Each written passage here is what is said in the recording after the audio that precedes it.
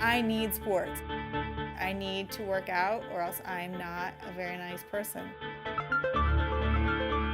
If I get to go do a 10-hour bike ride, then I'm too tired to be mean.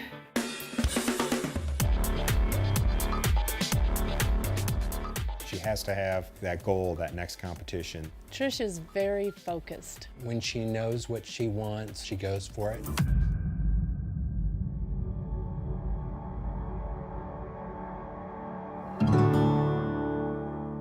I'm the oldest of 4 kids in our family. We had 3 boys, and Tricia was adopted. We, I think, have always been very protective of her. Trish was always an active athlete. She was a gymnast when she was younger. Gymnastics was something that I just loved. I adored being upside down. My mom called me a monkey because I would climb the walls in the house.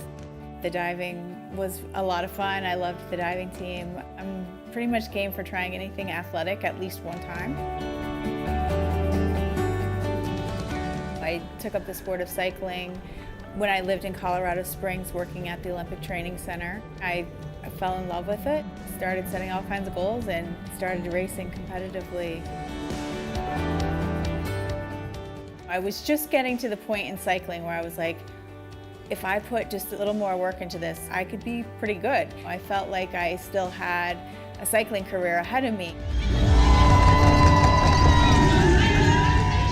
The summer of 2000 was like this huge thing that I was looking forward to. I planned for months all the races that I was going to do across the country. My goal was to work my way up in cycling so that I could qualify to race in the national championship. I raced in something like 18 races in the course of a month or so. My friend Matt and I decided that we would just go for a bike ride. The Lookout was the place that I was used to going with my friends to climb and get a pretty good ride in. Had a great ride. On the way back, there was a car, and as I watched the car turn, Matt had to like swerve around the car. In my mind, I was thinking, surely that driver sees that there was a cyclist right there in front of him. I realized that the driver didn't see that. The front wheel of my bike hit the front bumper of the car. I was launched off the bike, landed on my back on the windshield, and then fell to the ground.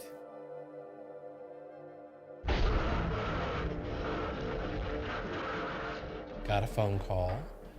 It was her friend Matt, and he said, Tricia's been in an accident. And then he told me that she couldn't move her legs.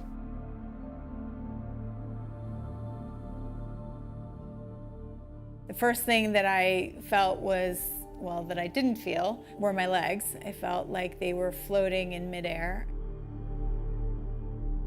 Trish was pretty out of it. She was very seriously injured and could not really engage with us much. My dad went down to the radiology department to look at the x-rays. His first words is, her life is over.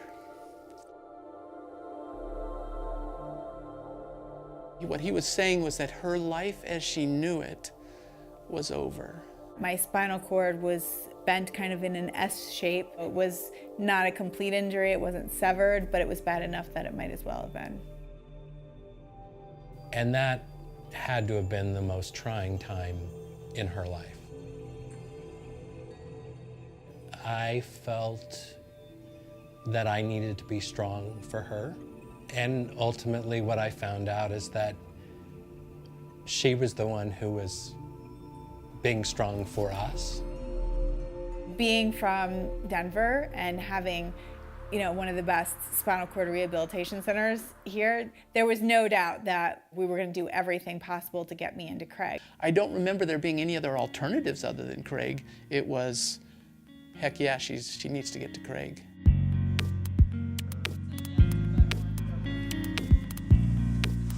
She had complications. With her spinal cord injury came a lot of other injuries. So unlike a lot of the patients that get to rehab, they're ready for rehab. And Trish was not able to fully participate in the program because she was still in the bed. It was a lot like a roller coaster. Okay, I understand what has happened, but I know I can deal with it. to days when I would just kind of go off the deep end. At Craig, you have the resources, you have people who are trying to get you back to whatever your sense of normal is.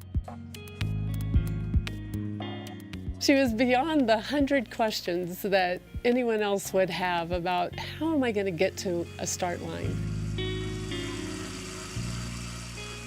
One day, Trish said to me, I'm going to do a race in 6 months. Would you sponsor me? And I thought, well, of course I will. We knew that these were the people that were really spending the long hours and the hard hours and the good hours with Trish, and that we were entrusting our sister to them. It was a profoundly powerful time period because it shifted my mindset from the physician who, thought, well, I'm going to come help my sister deal with the reality of her trauma and what her life is going to look like, to, you know what? You don't have to do that. You could be your brother.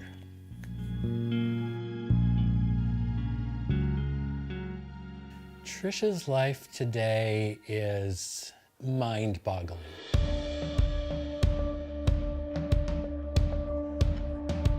So tonight, embark on a journey of self-discovery and explore the essence of the human spirit with our speaker, Tricia, who I have the privilege of calling my sister.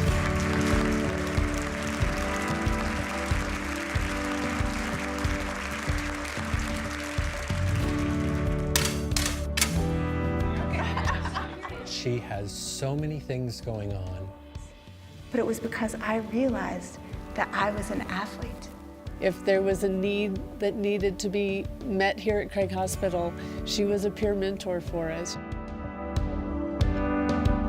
She's had this competitive nature all of her life.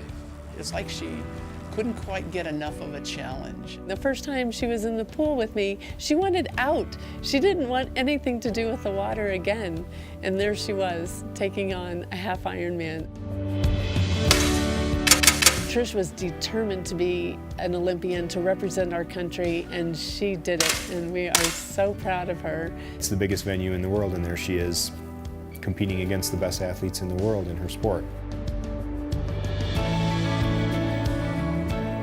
Camp Discovery was certainly a dream of Tricia's, to provide for women that she would see who didn't sit tall but were more dependent and just not aware of what they were capable of doing.